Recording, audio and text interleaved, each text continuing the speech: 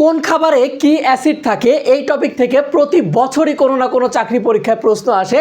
একই রকম হয়, বারবার গুলিয়ে যায়। আমরা আজকে একটু দেখার চেষ্টা করবো, আসলে মুখস্থ না, এমনি আমরা দেখার চেষ্টা করবো আসলে কোন খাবারে কি অ্যাসিড। এগুলো বারবার পড়তে পড়তে মনে রাখতে হবে, শর্টকাট তেমনভাবে এখানে মনে রাখার নাই। দেখেন, তেঁতুলে হচ্ছে টার্টারিক অ্যাসিড থাকে, এগুলো আমরা ছোটোবেলা থেকে পড়ে আসছি।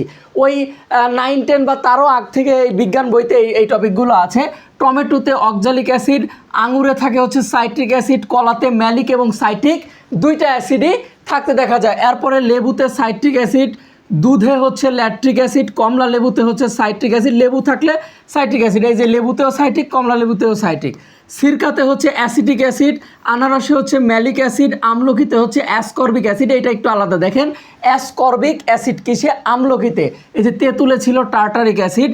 এরপরে আপেলেও ম্যালিক অ্যাসিড, কচু শাকে হচ্ছে লৌহ থাকে, গাজরে ম্যালিক অ্যাসিড থাকে, ডাবে হচ্ছে পটাশিয়াম থাকে। এই যে এখানে দেখেন অষ্টম শ্রেণীর বই থেকে, দ্যাট মিনস এই পড়াগুলো অষ্টম শ্রেণীর পড়া, আমাদের এসে চাকরি পরীক্ষা আবার মনে রাখতে হচ্ছে। মাত্র 550 টাকায় সাধারণ জ্ঞানের পূর্ণাঙ্গ জব কোর্সে ভর্তি চলছে।